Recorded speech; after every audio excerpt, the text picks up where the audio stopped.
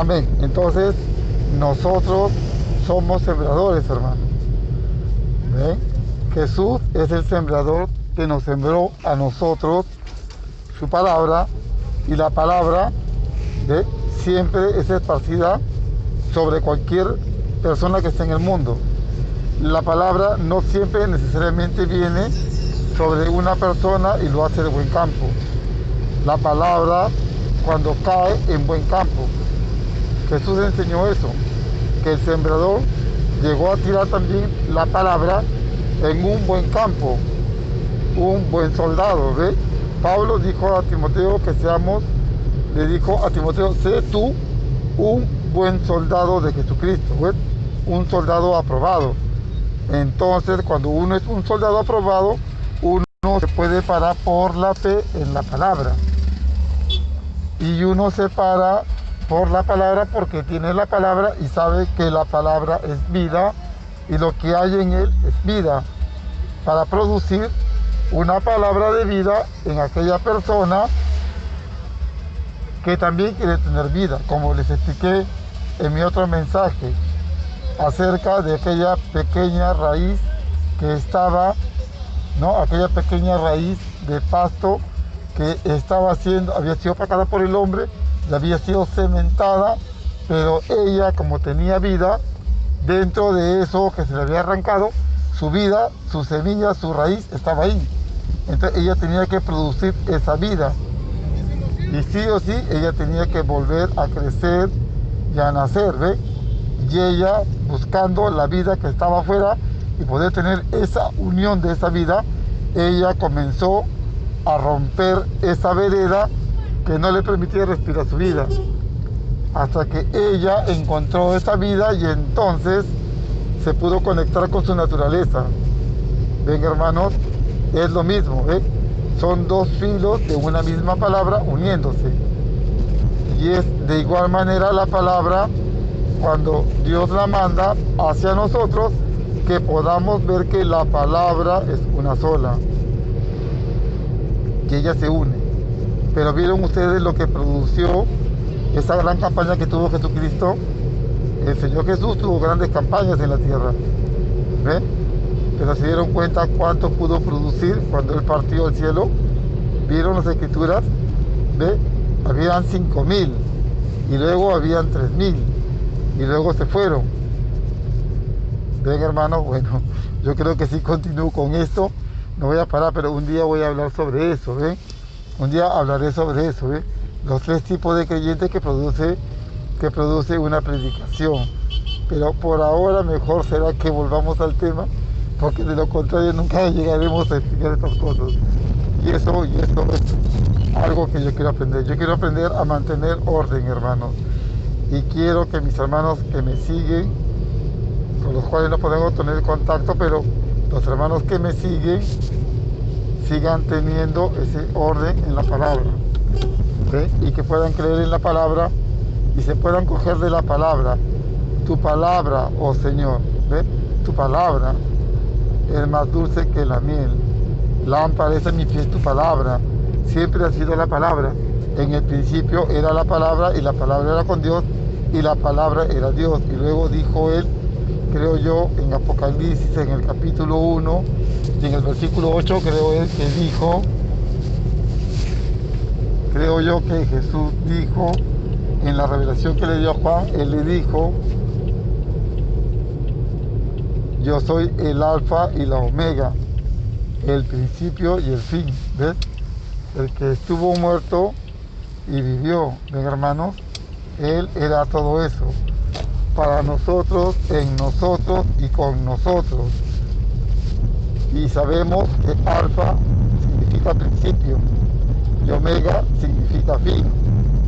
Y alfa es el inicio de cualquier alfabeto griego y omega es el fin de la letra griega. ¿Ven? ¿Ven, hermanos? Entonces es la palabra. Y es una palabra, y es la palabra la que nos llevará, y es la palabra la que nos juzgará. Cuando los libros fueron abiertos allá en Apocalipsis, creo yo, en el capítulo 19, ¿ve? Cuando fue abierto en el capítulo 19 de Apocalipsis, el libro se abrió para juzgar. ¿Y quién era el libro? El libro era la palabra. ¿Y sobre qué juzgó Dios? Sobre la palabra. Entonces, permítame mostrarles unos cuantos capítulos más atrás acerca de este texto para poder tenerlo un poquito más claro. Sí, permítanme solo unos minutos poder mostrarles por este texto unos capítulos más atrás. Y si ustedes pueden ver, bueno, yo estoy grabando en vivo, ven hermanos, y hay momentos en que paro porque hay momentos en que estoy trabajando, perdónenme ustedes cuando hago esas interrupciones, pero yo en los momentos en que estoy, como diríamos, de manera disponible, entonces me pongo a armar y a grabar un sermón por fe en el nombre del Señor Jesucristo, ¿ven? Y entonces, creo yo que es Mateo capítulo 6, si no me equivoco, si no me estoy equivocando, déjenme ver, Dios y las riquezas, la financiera.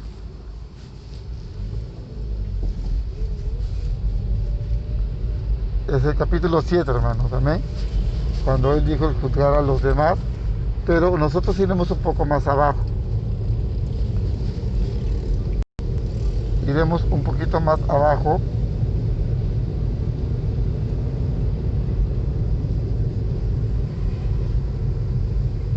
Entonces, en el 7:15 Él dijo, guardaos de los falsos profetas que vienen a vosotros con vestidos de ovejas, pero por dentro son lobos rapaces.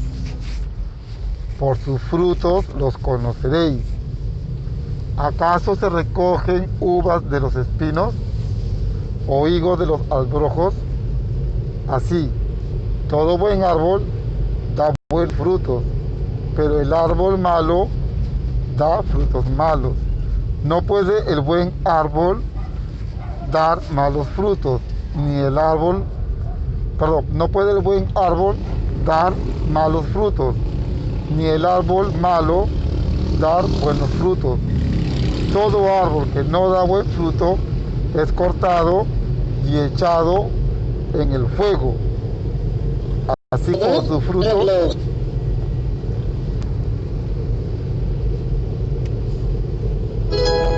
Así que por sus frutos los conoceréis. Entonces Él dijo, no todo el que me dice, Señor, Señor, entrará en el reino de los cielos, ¿ven? Sino el que hace la voluntad de mi Padre que está en los cielos. Luego dice, muchos me dirán, ¿y cómo le dirá usted? ¿Ve? Muchos me dirán en aquel día, Señor, Señor, no profetizamos en tu nombre, y en tu nombre echamos fuera demonios, y en tu nombre hicimos muchos milagros. Entonces le declararé, apartado, nunca os conocí, apartados de mí, hacedores de maldad. Amén, hermanos. ¿Ve? No todo el que me dice Señor, Señor entrará en el reino de los cielos, sino todo aquel que hace la voluntad. ¿Y cómo le dirá usted a Dios? ¿Y cómo le dirá usted a Dios, Señor, Señor? ¿Cómo puede usted decirle a Dios, Señor? Por su palabra, hermano, ¿lo ve? Ahí la tiene, ¿ve? Es la palabra.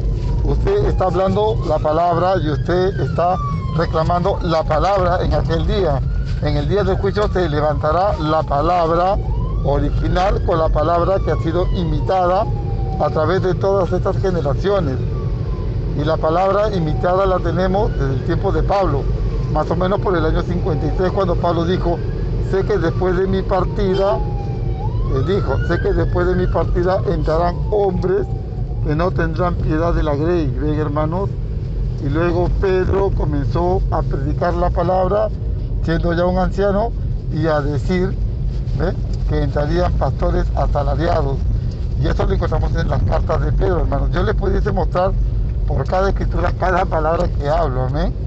Y yo me gozo de la palabra que el Señor me la puede revelar a mi corazón y yo la comparto. Si a usted no le parece que eso sea lo correcto, Eso está bien conmigo.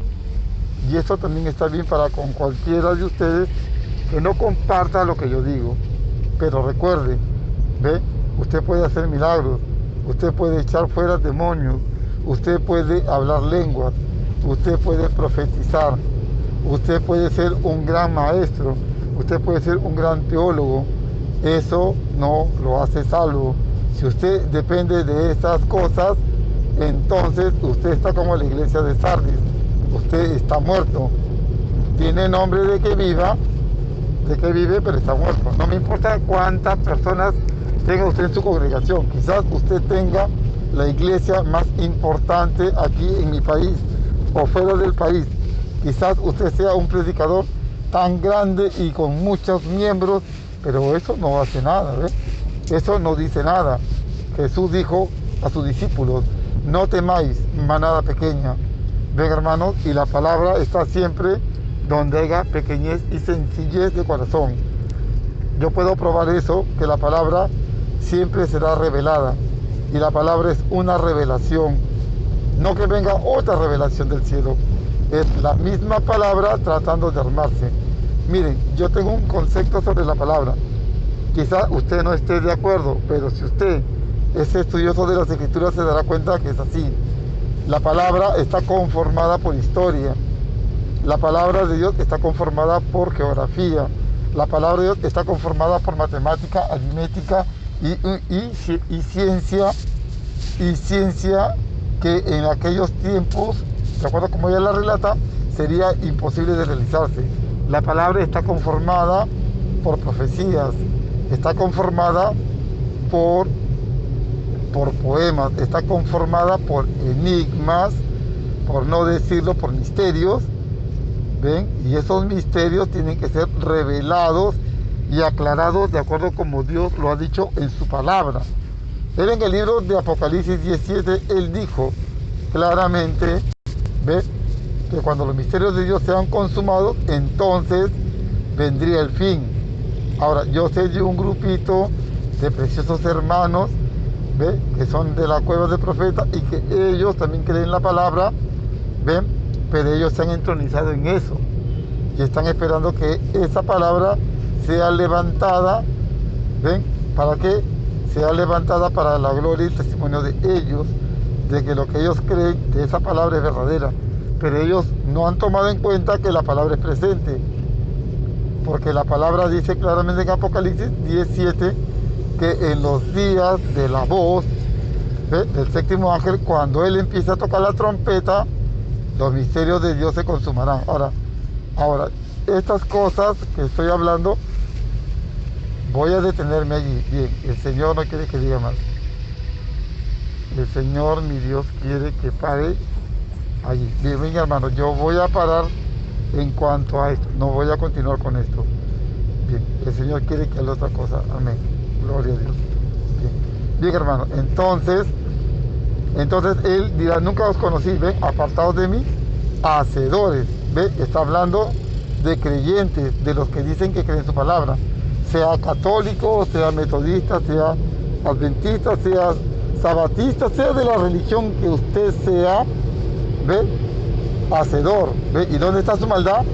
En haber quebrantado la palabra y no haberla creído. ¿Se da cuenta usted? Entonces, cuando usted quebranta o le añade o le quita, usted es un hacedor de maldad. Usted está haciendo maldad cuando usted mismo ni siquiera entiende la escritura, pero trata de explicarla y luego se enreda y luego no sabe cómo desenredarse. Y la única forma que tienen para desenredarse cuando ellos se enredan es simple y sencillamente negarla. ¿Ve? Miren, yo quiero mostrar algo. Un día Cristo echó fuera un demonio y los judíos le dijeron: por Belcebú, príncipe de los demonios, le dijeron. ¿Ven? Eso le dijeron ellos: por Belcebú, príncipe de los demonios. Entonces Jesús volteó y les dijo: ¿cómo Satanás puede echar fuera a Satanás? No puede. ¿Ve? Satanás no puede echar fuera a Satanás. ¿Y por qué Satanás no puede echar fuera a Satanás? ¿Ve? Porque una casa dividida contra sí misma se cae, no puede.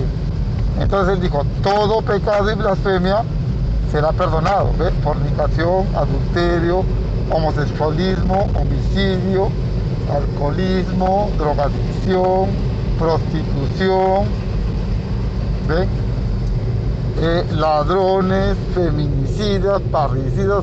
Él dijo, todo pecado será perdonado, pero la blasfemia contra el Espíritu Santo no será perdonada ni en este siglo, ¿ves? Ni en el venidero. ¿Ves, hermano? Entonces uno, antes de hablar del Espíritu Santo, y si les explico qué es el Espíritu Santo, ¿ves? El Espíritu Santo es la palabra. Eso es todo, siempre ha sido así. ¿Ves? Entonces cada hombre o cada predicador quizás puede decir, él está errado, ¿ve? Entonces cuando él se para a predicar, ¿sobre qué se para a predicar? No se para a predicar él acaso sobre el Espíritu Santo, y él no habla la palabra que dice que le dio el Espíritu Santo. Entonces cuando él habla en el nombre del Espíritu Santo y toma el Espíritu Santo, no se convierte él en la palabra. ¿Ven, hermano? Si yo me paro ahora a hablar la palabra, ¿ve? El Espíritu Santo viene sobre mí con la palabra de Él, porque yo creo que es Él el que debe hablar. Entonces yo dejo que Él explique y hable las cosas que estén en su palabra. Pero si yo hago de esa palabra una maldad, ¿ve? Tratando de negarla y decir que está mal, entonces, ¿ve? Jesús dijo, no juzguéis para no ser juzgados, porque con la vara con que mides serás medido. ¿Ven, hermanos? Y eso lo vimos en el capítulo 7 más arriba. Oh Dios, eso es grandioso, ¿ves? Fue el Espíritu Santo uniendo esa misma palabra para que nosotros entendamos su palabra, hermanos. Amén. Entonces, hermanos, yo quiero que volvamos nuevamente, perdónenme ustedes, volvamos al capítulo 24 nuevamente, porque sinceramente no sé cuándo podemos acabar con esto, ¿ves? Siempre el Espíritu Santo va a hablar de acuerdo a la necesidad que tiene nuestra alma y nuestros corazones. Amén. Amén, hermanos. Y eso es lo glorioso de lo que nuestro gran Dios puede hacer. Entonces dice la palabra, Jesús predice la destrucción del templo. Esto tomémoslo como una segunda parte acerca de las plagas de lo que estamos viviendo, ¿sí? Yo voy a tratar con la ayuda del Señor de hacerles entender, hermanos, por qué y qué continúa después de esta plaga. Sé que otros predicadores también lo han hecho y yo aprecio mucho que ahora traten ellos de probar y de ver que en realidad estaban equivocados. Pero bueno, ellos no prueban y dicen que son equivocados. Ellos todavía continúan creyendo que tienen la verdad, y dejémoslo quieto por unos momentos mientras que Dios nos permite por su palabra entenderlo a Él. Amén, hermanos. Entonces, perdonen, ustedes son gente que están hablando en la calle y es mejor cerrar los oídos para esas palabras. Son niños, Dios los perdone. Dios tenga misericordia de esas criaturas. Ellos no saben lo que hablan. Están bajo los efectos de la droga y yo estoy manejando. Bien, entonces, cuando Jesús salió del templo y se iba, se acercaron sus discípulos para mostrarle los edificios del templo. Respondiendo, él les dijo, ¿veis todo esto? De cierto os digo que no quedará aquí piedra sobre piedra que no sea derribada. Que no sea derribada. Y estando él sentado en el monte de los olivos, los discípulos se le acercaron aparte diciendo, dinos, ¿cuándo serán estas cosas? ¿Y qué señal habrá de tu venida y del fin del siglo? Respondiendo Jesús les dijo, mirad que nadie os engañe. Mirad que nadie os engañe, porque vendrán muchos en mi nombre diciendo, yo soy el Cristo, y a muchos se engañarán. Y oiréis de guerra y rumores de guerras. Mirad que no os turbéis, porque es necesario que todo esto acontezca, pero aún no es el fin. porque se levantará nación contra nación y reino contra reino, y habrá pestes y hambres y terremotos en diferentes lugares, y todo esto será principio de dolores. Entonces os entregarán a tribulación, y os matarán, y seréis aborrecidos de todas las gentes por causa de mi nombre. Muchos tropezarán entonces y se entregarán unos a otros, y unos a otros se aborrecerán. Y muchos falsos profetas se levantarán y engañarán a muchos. Y por haberse multiplicado la maldad, el amor de muchos se enfriará. Mas el que persevere hasta el fin, este será salvo. Y será predicado este evangelio del reino en todo el mundo, para testimonio a todas las naciones. Y entonces vendrá el fin. Por tanto, cuando veáis el lugar de la abominación desoladora,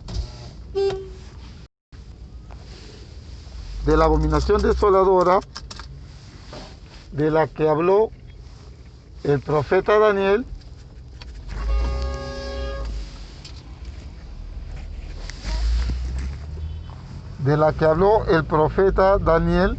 el que le entienda.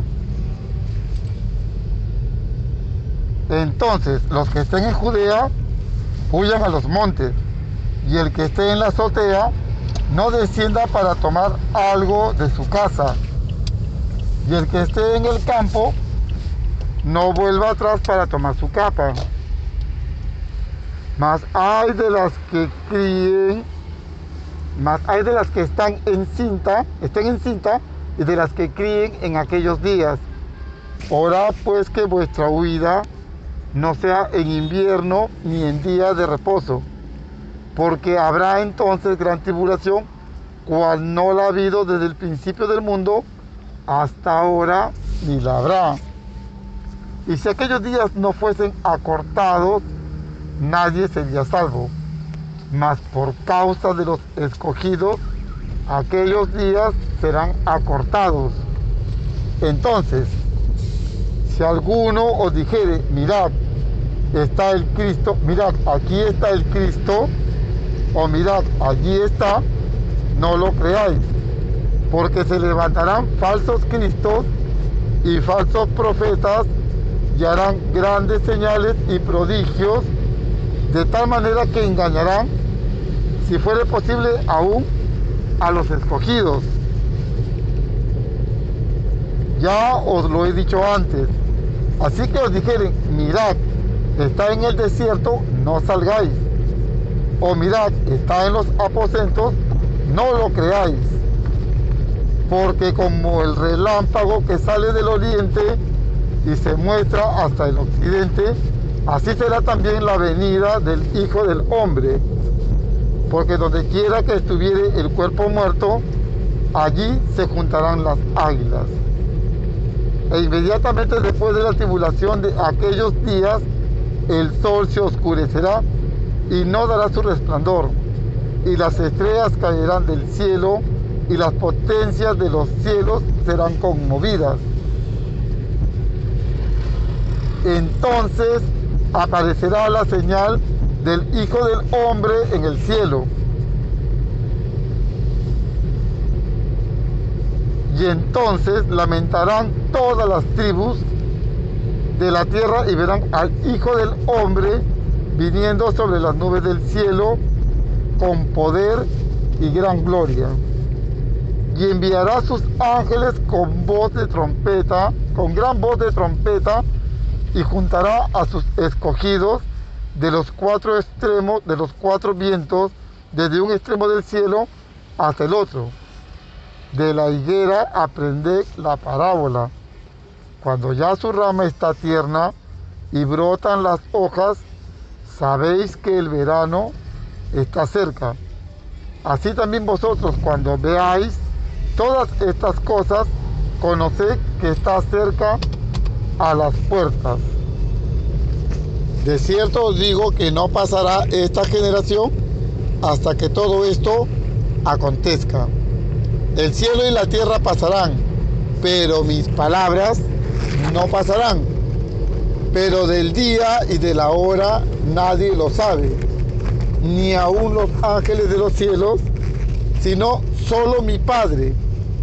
Mas como en los días de Noé, así será la venida del Hijo del Hombre. Porque como en los días del diluvio estaban comiendo y bebiendo y casándose y dándose en casamiento, en casamiento, hasta el día en que Noé entró en el arca. Y no entendieron que vino el diluvio y se los llevó a todos. Así será también la venida del Hijo del Hombre. Entonces estarán dos en el campo, uno será tomado y el otro será dejado. Dos mujeres estarán moliendo en un molino, la una será tomada y la otra será dejada.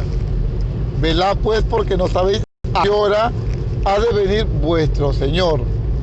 Pero sabed esto, que si el padre de familia supiese a qué hora el ladrón habría de venir, velaría y no dejaría minar su casa. Por tanto, también vosotros estad preparados, porque el Hijo del Hombre vendrá a la hora que no pensáis. ¿Quién es pues el siervo fiel y prudente, al cual puso su Señor sobre su casa para que les dé alimento a tiempo? Bienaventurado aquel siervo al cual, cuando su Señor venga, le halle haciendo así. De cierto os digo que todos sus bienes les pondrá. De cierto os digo que sobre todos sus bienes le pondrá. Pero si aquel siervo malo dijere en su corazón, mi Señor tarda en venir, y comenzare a golpear a sus consiervos, y aún a comer y a beber con los borrachos, vendrá el Señor de aquel siervo en el día que éste no espera, y a la hora que no sabe, y lo castigará duramente, y pondrá su parte con los hipócritas. Allí será el lloro y el crujir de dientes. Y si leyéramos Mateo 25, entonces tendríamos la respuesta de todo esto, hermanos, a quien Él está hablando. ¿Ven? Ahora, ese es el Señor Jesucristo prediciendo lo que acontecería. ¿Ven? Porque note el primer versículo, el versículo 3. Quiero que volvamos todos al versículo 3 nuevamente, donde los discípulos, perdón, al versículo 2. Ahora, volvamos al versículo 2 de Mateo 24 y veremos algo que muchas veces hemos pasado desapercibido. Ellos le dijeron, ¿ves estos templos, Señor, cuán grandes son? Ellos le estaban mostrando al Señor Jesucristo los grandes templos que habían en aquel tiempo, las grandes sinagogas que ellos tenían, el mismo templo de Jerusalén que estaba allí. Entonces Jesús, saliendo de él, se fue al monte de los olivos, y estando en el monte, él se sentó y entonces ellos le preguntaron, a él en el monte de los olivos, y le dijeron, mira todos estos grandes templos y estos grandes edificios. Y creo yo, sin pecar de soberbio, creo que hoy los hermanos tienen la misma cosa. Vivimos el mismo tiempo de acuerdo a la palabra profética que nos dio Jesucristo, que tenemos la misma cosa. Tenemos el mismo templo.